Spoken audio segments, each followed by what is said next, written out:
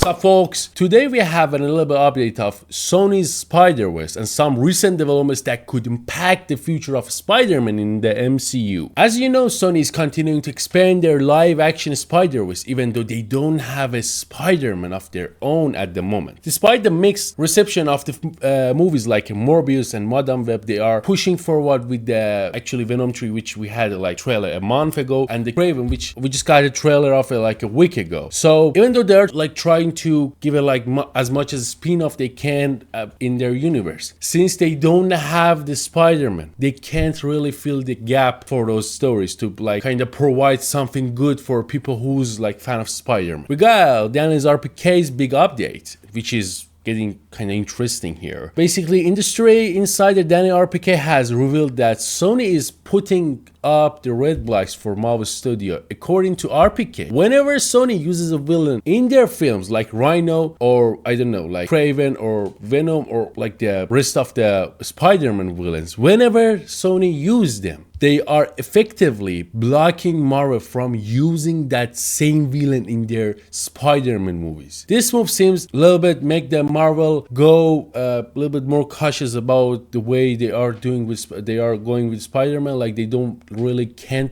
kind of put 100 on Spider-Man since they can't use all the villains, especially the good villains like Kraven. If the Kraven was in MCU, the whole story was something else. Like everything will be much more different. But unfortunately, they can't, and that's what makes the kind of Marvel more cautious about using Spider-Man. Spider basically meant villains way more, low-key. Basically, this strategy raises questions about the future of Spider-Man in MCU. Despite the success of Spider-Man films, there's been a lot of back and forth between Sony and Marvel Studios. For example, the legal and contractual disputes between the studio have created the limbo situation for Spider-Man films, leaving fans wondering about the next installment. And what does this mean for Spider-Man's future? It seems that Sony's decision to hold on to Spider-Man villains has made it harder for Marvel, as I mentioned earlier, to create the engaging Spider-Man stories. While Spider-Man has a deep roster of villains that one currently tied up with Sony are some of his most iconic characters. This situation could force Marvel Studios to be creative with their remaining options or found a way to work around the restrictions. I mean, despite the challenges, Spider-Man's future in the MCU, in my opinion, is still promising. There are plenty of villains left for Marvel to explore, plus the potential for crossover events and new storylines offer hope for exciting developments. The inclusion of characters like Spider-Man Noir in upcoming project could also help expand the Spider-Verse in an interesting way. As what we saw in the recent Kraven the Hunter trailer has received a mixed reaction, however, some fans feel that the absence of Spider-Man diminishes the film impact. Imagine if a Spider-Man were included, whether in a direct or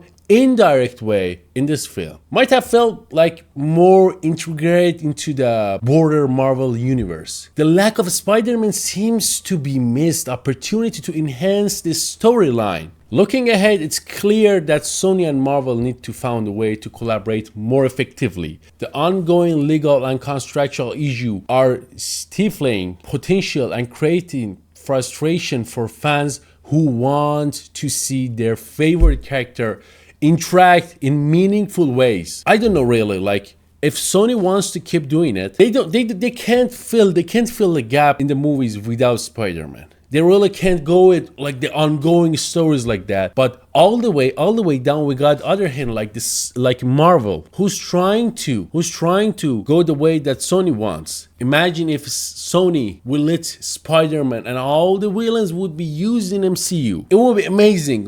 Everything will be much more different. Imagine that we had whole Venom and Kraven, everything in MCU already. That would be amazing. But for now, what do you think about Sony's strategy and the impact it's having on Spider-Man and his rogues gallery? Do you believe that there is a way that reconcile these issues, or is this case missed of opportunities? Let me know in the comments. Thanks for watching. Don't forget to subscribe. Don't forget to like. And if you know anything that I didn't mention in the video, just comment below. See you next time.